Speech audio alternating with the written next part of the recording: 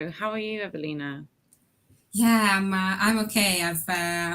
Just still a little bit ill, and yeah, like we were talking, I've lost a bit of my balance from my own with my own health, and I've kind of been overdoing, kind of cognitively, mentally, and not been balancing it out with enough of rest and sleep. So yeah, which lends us very nicely to this week's topic, as I think it's very valid to talk about balance, as I'm sure Mm, I'm not the only one feeling definitely. this way at this time of year, right?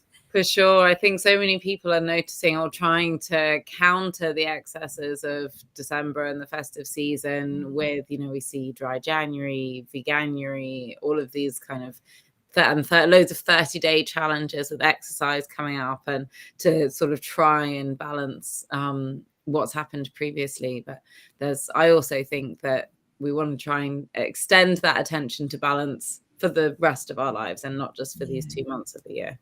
great, definitely. So this time we will be talking about balance and, balance between our work and life, balance between different polar opposites in universe, in spirituality, and kind of yin and yang representatives.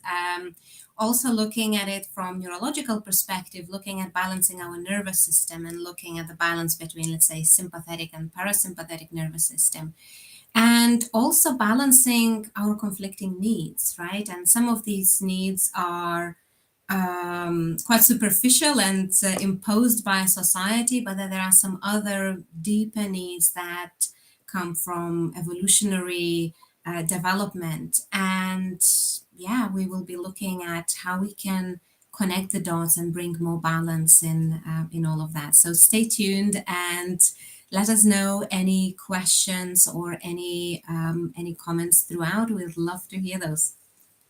Absolutely. So I'll kind of kick off just by introducing this idea of balance via the idea of opposites.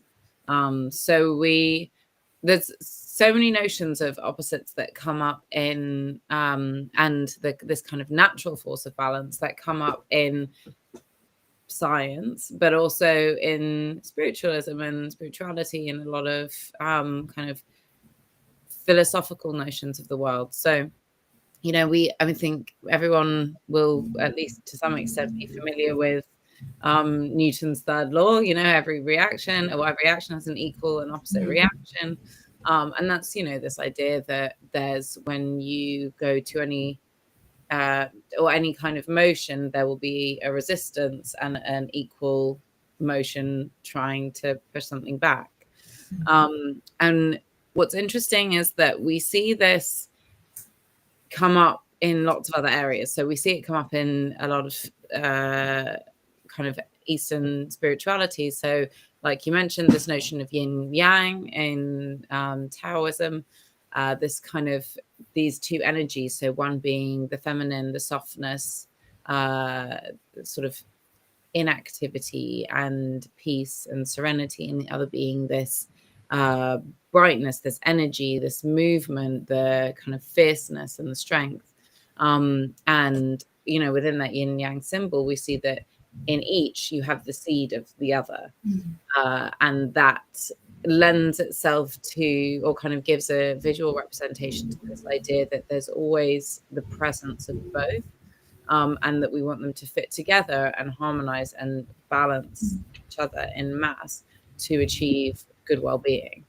And equally as well, there's this. So Carl Jung kind of introduced this principle to the West through this time of enantiodromia, which is, again, it's this idea, but it takes it into the unconscious. So if we think about our unconscious mind and any kind of emotion or force that is being exerted there, if we go to any one extreme, there will be, at some point when we meet the extreme, it will naturally bring us back to the other side. So even if we think about something, there's when we have a lot of difficult emotions and we repress them and we don't give them space and we don't address them, then they often come up in other ways. So it might it might come up as anger at something else, or it could come up as sickness, or come out as depression and withdrawal. And even just if we take a really basic principle of literal energy, so if we're running, eventually we will expend all of our energy and we will stop and we will fall down.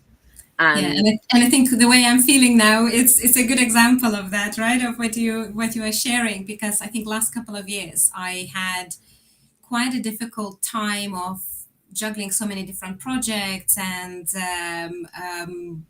still finishing off my master's degree and doing multiple qualifications, uh, running multiple businesses, within each of those businesses running multiple projects, attending accelerator programs, and so on. And on top of that, of course, when you are a single mom and all of the house life, everything is only up to you, right? Whether it's fixing the car or so on, everything is your own responsibility. At some point, that kind of cognitive mental overload has to come out somewhere, right? Like your body is saying, like, enough is enough. And if you have this kind of high intensity, high energy, of high level of stress, whether that's kind of cognitive or physical, we also need to have a way of rejuvenating, resting, recuperating, and that is mainly sleep, right? Sleep and rest. The way we allow ourselves, our body, to shift into that healing state. It's really, really crucial.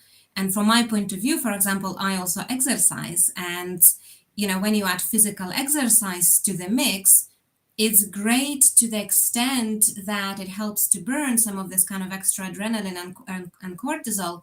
But at the same time, your body is still in that sympathetic nervous system. So you are still physically stimulated in that way, right? So you are still over activating some part of your nervous system and not necessarily allowing yourself to heal and recuperate. So yeah, usually I sleep very well, and I need like 9 or 10 hours sleep every night to make sure that I balance that huge cognitive workload that I'm always going through. And that's just me. That's my way of living life, right? So I kind of had to find some ways of living with it, right? And over the last couple of months, my sleep routine's been out, and now it's affecting my health. And I'm feeling that some of the physical symptoms are starting to hit me, because obviously body is telling me to stop and rest. So yeah, it's a great example of these extremes, and especially with physical exercise as well. It's people think like, okay, I'm stressed, so I'm just gonna go and have a run and I'll be fine. But actually, we need to understand the polar opposites in our body, and how do we actually meet those needs of these different perspectives, so we don't take it too far either end, right? Either way. absolutely. And I think that's something that, so when we kind of get familiar and with this concept of balance and opposites, or balancing opposites, there are certain places in our lives and in nature and the world where we can see it quite easily. So we can see those opposites in terms of this work and life opposites, or dichotomy, and the kind of having a balanced diet and balancing activity and inactivity. But I also want to draw attention to how we can start to notice that on a more nuanced level, and how that can actually influence our well-being positively if we start to notice those opposite energies. So things like our attention. So we might go through periods where our attention is very outward focused. So where we are socializing a lot, where we're going outward, we're receiving a lot of information, we're having a lot of entertainment, we're kind of very much placing our attention outwards. And then the flip side of that being placing our attention inwards. So thinking a lot, being alone a lot more, doing a lot more introspection, giving our attention to really what's happening in the body, our attention to kind of how we're feeling, maybe different emotions in our minds, but also in our bodies. And so when we notice that we're spending a lot of time in one or the other, it's useful to, and it can be very protective and preventative to start trying to make an effort to balance it with the other.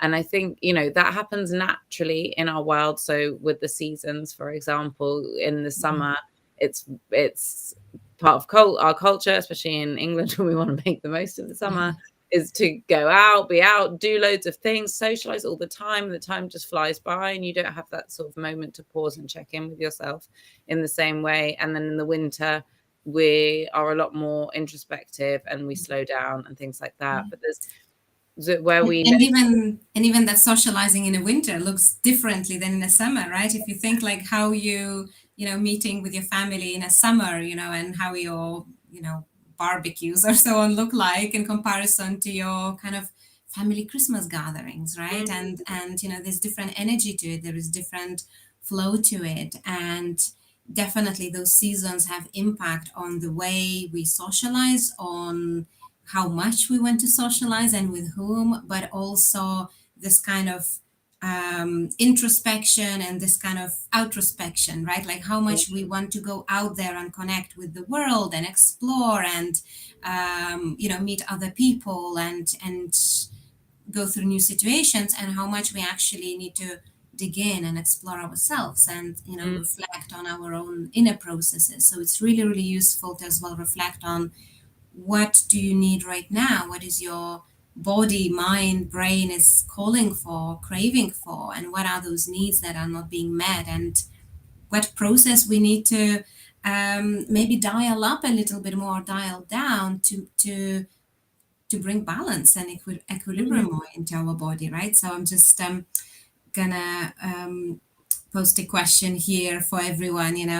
We'd love to hear as well, how balanced do you feel in your life and in your work, in your body right now, and are there any polar opposites that you are managing right now? And I think we rarely ask ourselves that question, right? We feel like we are struggling or like something is off, but we don't know what that is. But if we are identifying the polar opposites of it, then it's much easier to self-correct and bring us back onto this track of health and well-being. Definitely. And I think, you've kind of touched on something there that I also think is useful to note, and that we think of these opposites as though we're spending time in one or the other. And, I kind of mentioned before about having attention outwards or having attention inwards. And if we're only spending time in one or the other, that's going to have negative effects. So if we're only putting our attention outwards and we're neglecting ourselves, that's going to have a compounding negative effect that will then express at some point in some unfortunate way. But if we're putting too much attention or only attention inwards, then we can get into these holes of overthinking or catastrophizing or feeling very disconnected from the world, and that will have a negative effect as well. So we also want to be working on holding both at the same time. And I think that's where that's the skill really that will benefit us in so many areas of our lives. So if while we are socializing and we are kind of putting our attention outwards, can we also maintain an attention inwards? Can we also maintain that ability to know both at the same time? And I think a really useful example of this can be, or kind of a very relatable example for a lot of people, can be in the feeling of grief. So, and the feeling of missing someone. It's when remembering someone or feeling their presence is normally when we feel their absence the most. It's when we feel most hurt and most, that our pain is most present and immediate. And often we try and run away from that. And we think, oh, I don't want to think about that, or I don't want to talk about it. It will make me feel sad. because That's the great example of this little seed, from this kind of yin yang image, right? When you say that, these polar opposites exist in each other, and the deeper you go into one, the more you will be able to connect with the other. And in the same way, sometimes when we talk about well-being, people have this kind of distorted image that it's all about happiness, and it's all about chasing good feelings, and it's all about good vibes, that people are writing on a t-shirts. But that's not the healthy way of living, right? Because by denying access to the full spectrum of all human emotions, we are actually losing touch with the beauty, with the full beauty of it, right? If mm, we are not in touch with our own pain, we cannot really experience happiness fully, right? mm, If we train our nervous system to numb something, traumatic experience, and I don't ever want to feel this way again, and we put this blockage in our nervous system to say, I will never feel this, right? I will never I don't know, fall in love. I will never be close to someone. mm, We are really losing a lot of joy out of this, because we might be afraid of hurt, but by blocking that potential hurt that comes with fear of losing someone, for example, you are also blocking out the all of the good stuff that comes from that closeness and relationship and love and attention and all of this. So mm, we end up kind of having these average lives where we are not allowing ourselves to experience all of the emotions fully. And well-being is a lot about that balance, right? And realizing that this duality, like you say, in everything, and being brave enough, courageous enough to connect with that and know that we have tools to be able to hold that, right? mm, Being vulnerable and open enough to go there and experience that, yes, I'm going to go that way, and I will risk connecting with this person closely, even though I'm risking losing them, or I'm risking being hurt, or I'm being afraid of some of those negative emotions. But realizing that one doesn't exist without another can really be quite a freeing experience. But of mm. course, we need to have those kind of practical tools for emotional regulation, so we can actually hold those emotions, right? We can cope, right? We cannot just say, I choose to be happy, and I will accept happiness in my life, but I will not accept those other emotions, Yeah. because that's not how uh, how our body works. That's it. And, if you don't accept an emotion, I mean, regardless of whether you accept it or not, it's Yeah. there.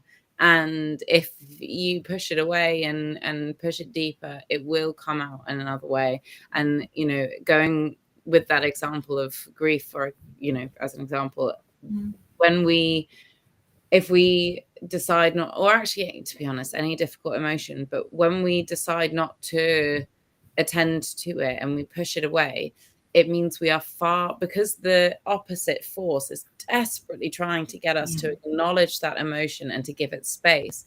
We will find ourselves far, far more sensitive to triggers.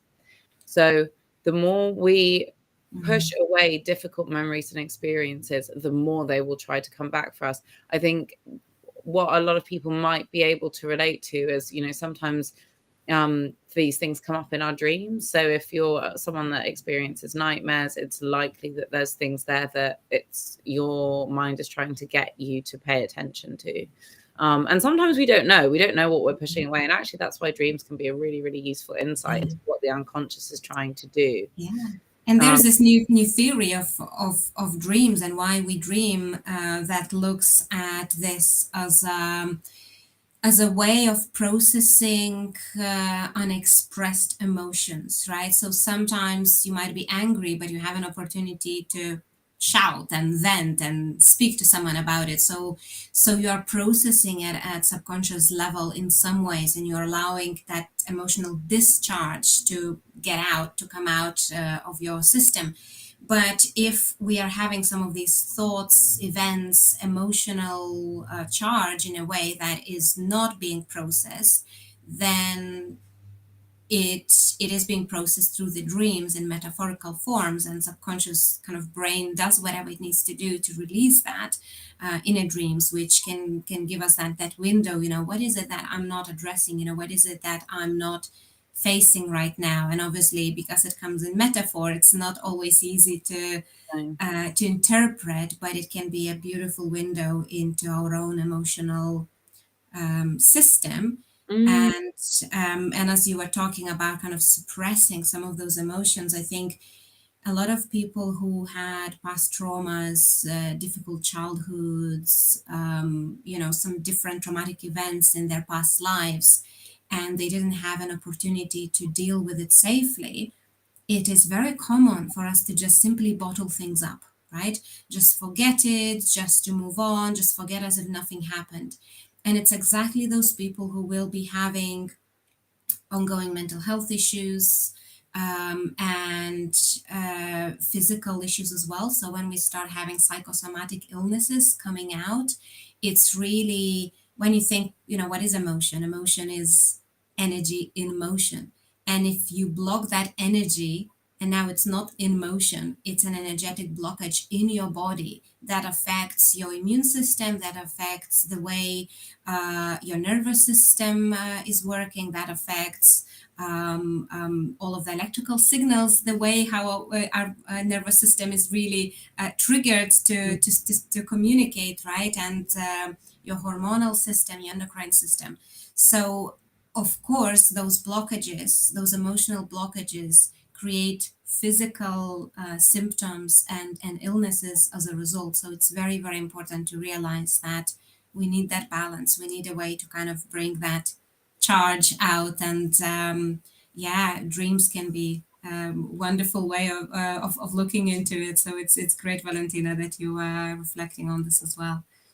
certainly. And, so that's that's kind of how we can attend to that balance in our emotional lives, kind of therapeutically, but also even when we're approaching things. So when something happens, that we might feel angry about, I think it's important to notice, there's a period of time where we want to release that anger and we want to express it and feel it and acknowledge it.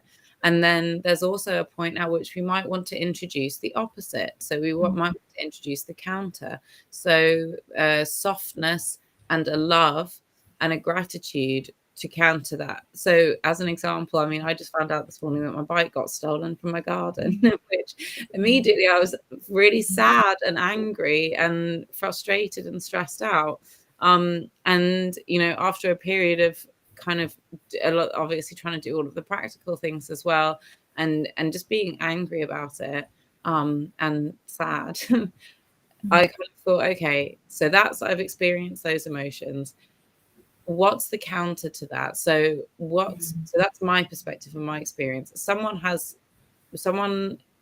stolen these bikes. They have a reason for it, and that will be an expression of their needs. I wonder what those needs are that has made them do this.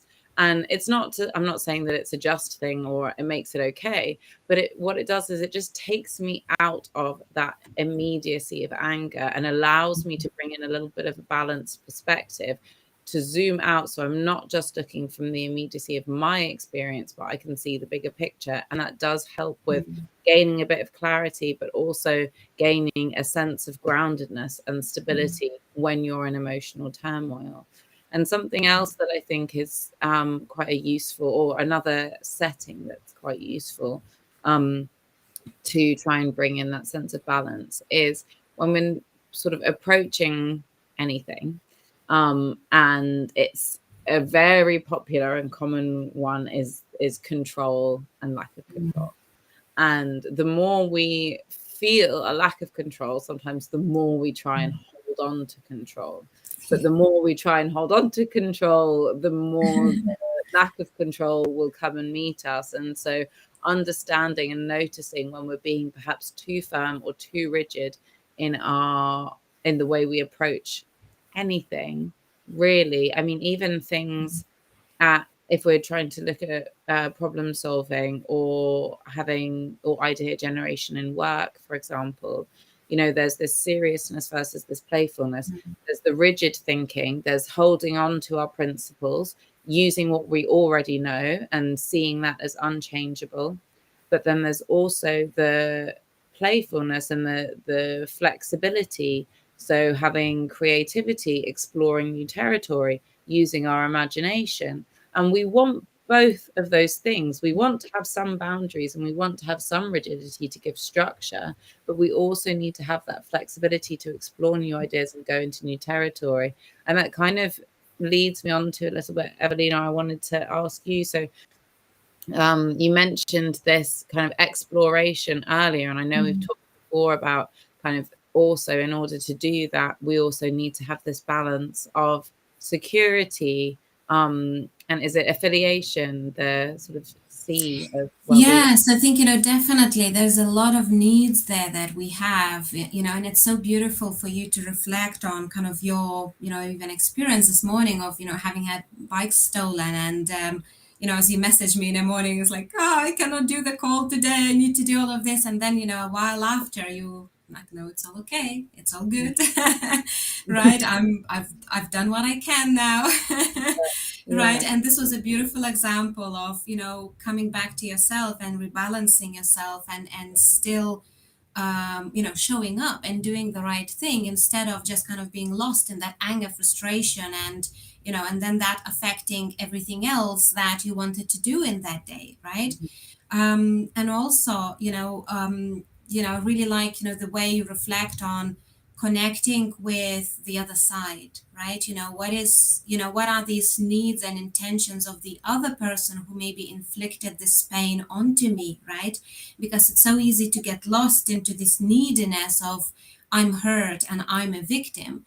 But actually, the person who did that action, they did that for their own reasons and their own intentions. And that doesn't mean that it should be justified in some way, right? Or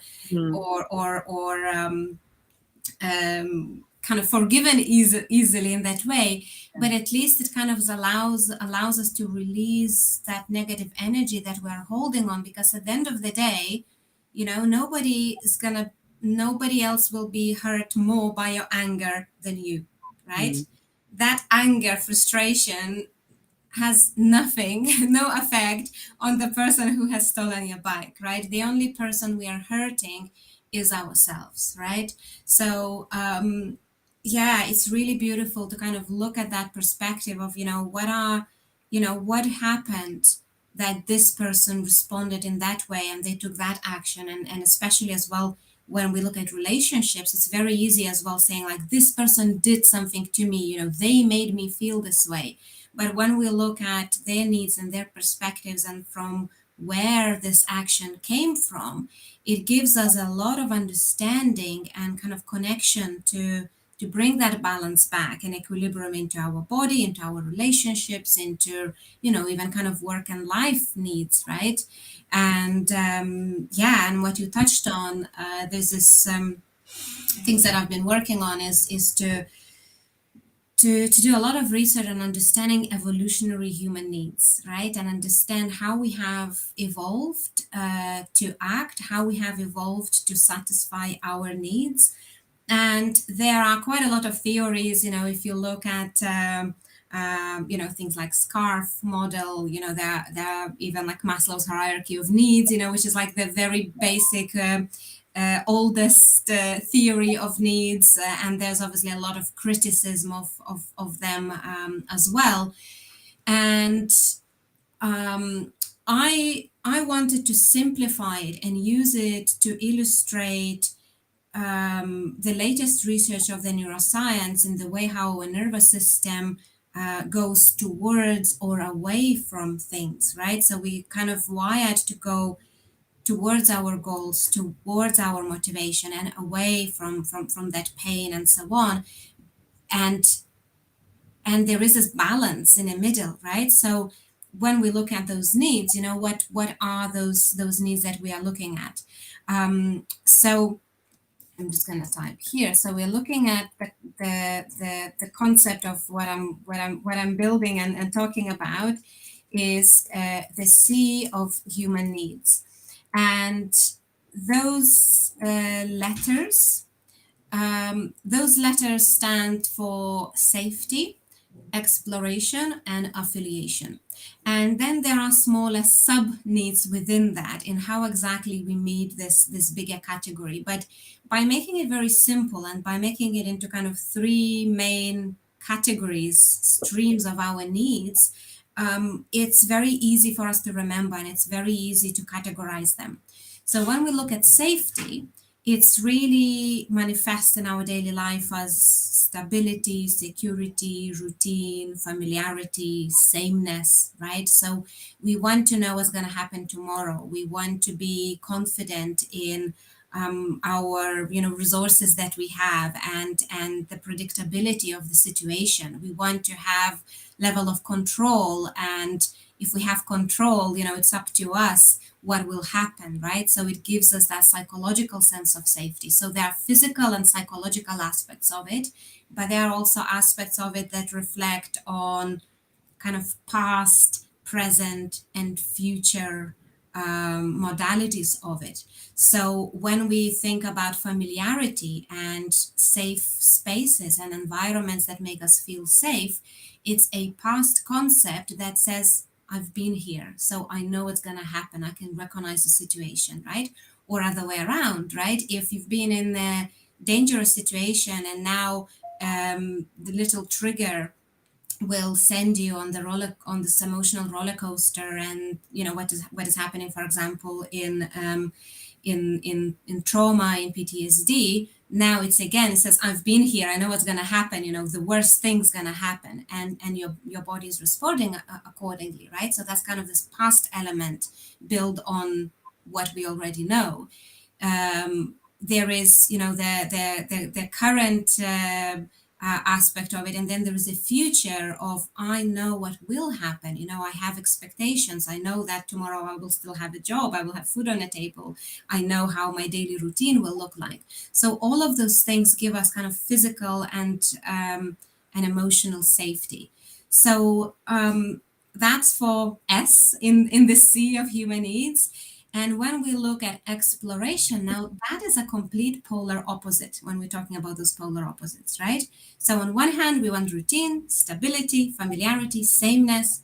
On the other hand, we also want to explore. We want to learn something new. We want to venture beyond this boundary of what is familiar and what is known.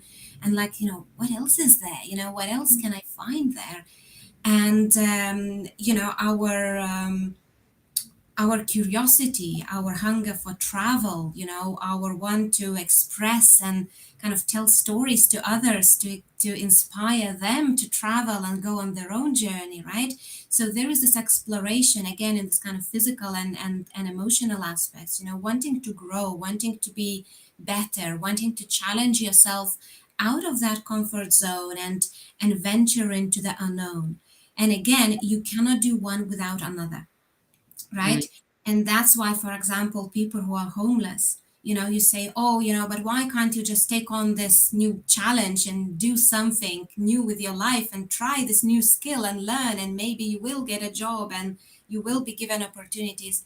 They can't do that because they don't have these basics of psychological safety, right? So without one, you cannot go and then venture and explore, because you need to have a safe ground to come back to. And it came from evolutionary kind of movement, right? If you think how we lived in those kind of nomadic societies, right? You have very little amount of belongings. You set your little camp, and that's your safe base, right? You venture around the grounds to explore everything and that becomes your safe space.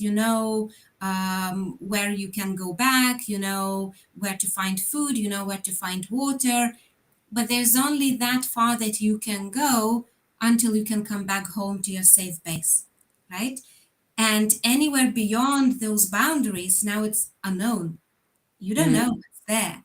So at some point, when you've explored everything in your vicinity, you start to wonder, what if beyond that mountain there are more berries? What if there is safer environment? What if, there's better access to some other foods and so on? What else? What else is there? So you're always in your mind kind of thinking about that horizon, and you want to move further and explore what else is there. And the way to do that then is that they would move their camp to the edge of their safe boundary. So now they still have a base, but then it gives them that further way to explore. And that's how people moved, right? So Mm. this is how we still operate in our nervous system, right? We need that safe base. We need to explore. We need to have certain boundaries within that. And we're always wondering what else is there. And we can challenge and we explore and we can push our boundaries and we can go and venture somewhere else and take those risks and then come back to the base and share it with others, right? Mm. And then both of those needs, if you think for millions of years, we would have not been able to survive on our own. So A stands for affiliation, because our survival depended on our belonging to the group, to Mm. the tribe, to the society. And it doesn't feel safe to be on your own. You have to know that you have somewhere to come back to. And there are these other needs of inclusion and belonging and recognition and knowing that you are being valued and you're being appreciated, because what this means, you are needed for the group. The moment you're not appreciated, you're subconsciously thinking that well, if I'm not needed, there is a risk for me to be excluded from the group. That's why some of those, basics that we can even apply in business environment, where creating these safe working environments, um, there are so many ways we can use these basic principles of the sea of human needs to build psychological safety at work, but also in our lives. And how we are balancing those is the key.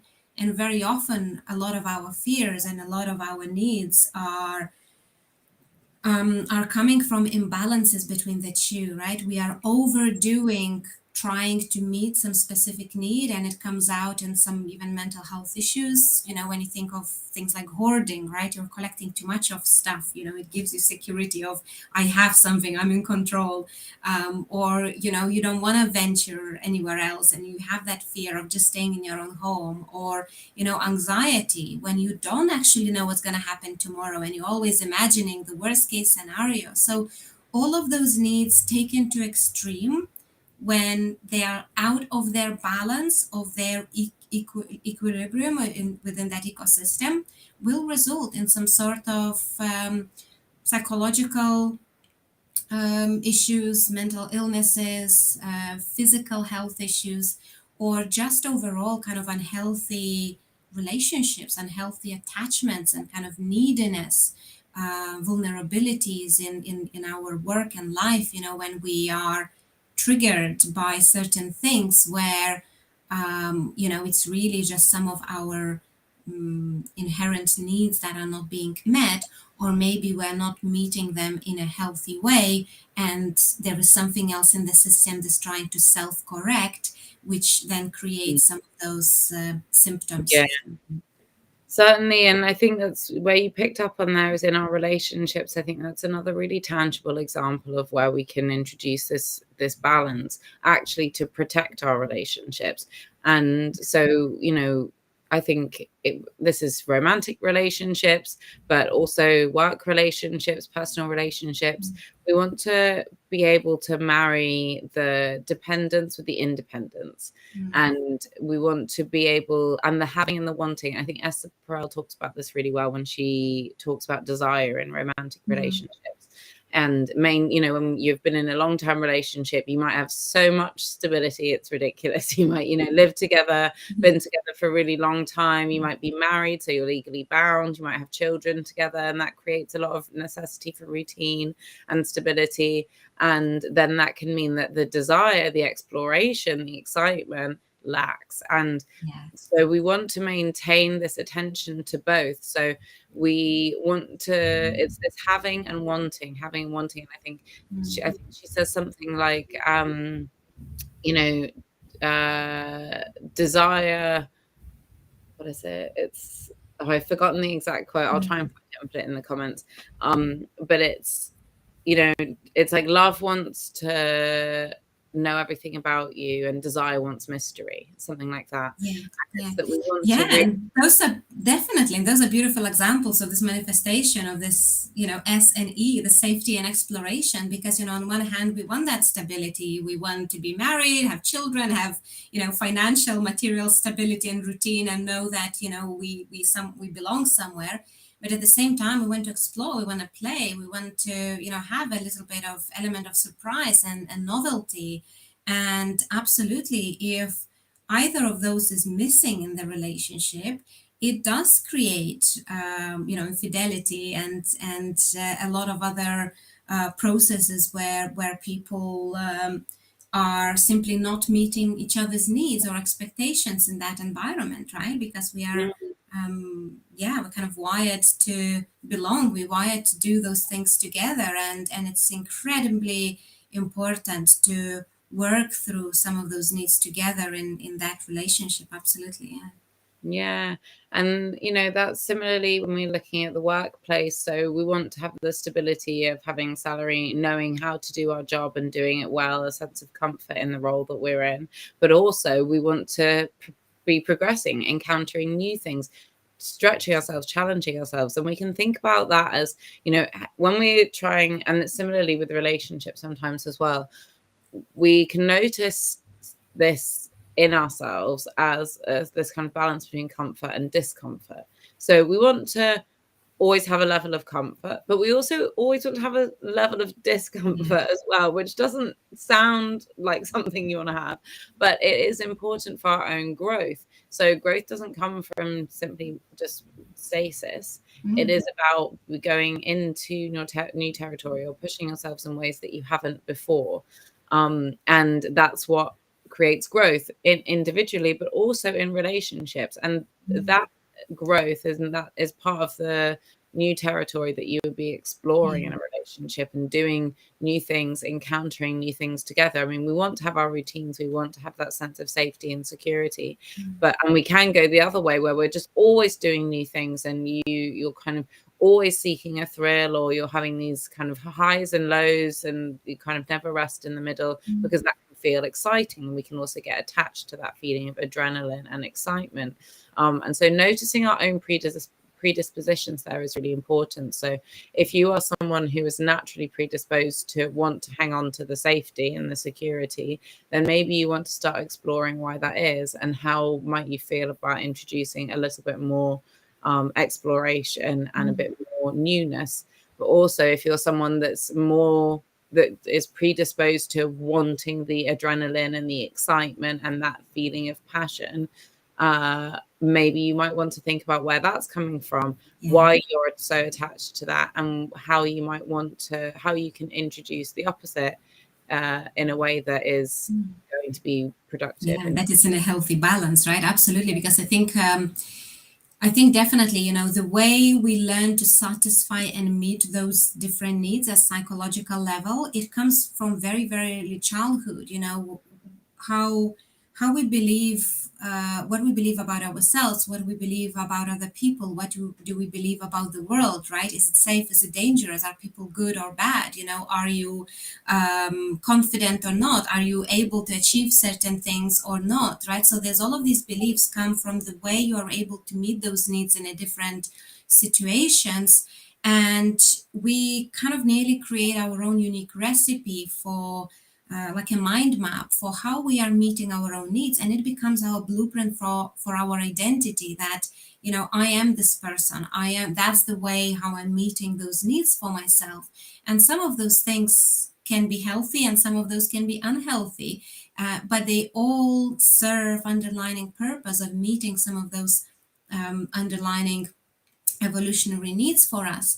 And also what was very interesting here, when you talked about work, right, and you're talking about having stability in your, let's say, your income, your daily routine, knowing what's expected of you, knowing what contribution you provide, but also wanting to grow and learn. There is also what is very important to understand, that even though we all have those three needs and they manifest differently in our lives, not all the needs have to come from the same environment. So that doesn't mean that all three needs are satisfied at work, and all three needs are satisfied in our relationships, and all three needs are satisfied in our hobbies. Because sometimes people have, let's say, very stable, comforting family life and very balanced routines, and that is their safety. Which means at work they want that career drive, and or maybe in hobbies they have some thrills that give them that balance. But it might be other way around. And sometimes if there are people who are living in very stressful conditions, who have abusive relationships, for example, that means they don't have that safe base and stability in their daily lives and their daily routines. Therefore, when they'll come to work, they'll expect that from work. And therefore, they will not be people who want to be pushed beyond their challenges. They will not want promotion. They will be people who will be very, very happy doing the same things every day. They'll come to work and leave at exactly the same time, and they need to know what's coming tomorrow, and that they can count on that because that is their safety. And sometimes employers can do more damage by pushing everyone. It's like, oh yeah, but you've been in this role for too long, go for it. It's important to realize in the context that there are some people who derive that sense of safety from work, and they might not want that push, or other way around, right? If they have that safety in their life, they will want that career. Or again, when you look at affiliation, right? If some people have, families, close friendships, they belong to some other communities, they will not be very, sometimes even friendly or very engaging to their colleagues, because they have this need of affiliation met elsewhere. So they come to work for different reasons, right? So knowing what need this job is primarily satisfying for this person will also help to tailor their career path, will also help them to choose the right job and the right activities within their job description, so they can really thrive and do their best and be their best, instead of trying to do everything for everyone. Definitely. And I mean, I think that just highlights how important it is to really, in the workplace, I mean, and in any situation, but to really look at the whole picture and the whole person, and not just in the isolated circumstance in which you're meeting them. Because there's just so much else that will be going on, and that will be influencing what they're bringing to that, and also what they need. Yeah. Valentina, I haven't realized, but we've been talking for nearly an hour. So I think it's been a wonderful topic of a discussion. There is so much more that can be explored on this topic. So thank you to everyone who listened and who stuck with us for nearly an hour. Thank you. And have a lovely weekend, and looking forward to speaking to you next week. And be balanced. Be balanced. Wonderful sentiment to leave. I'll see you soon. You take care. Bye. Bye.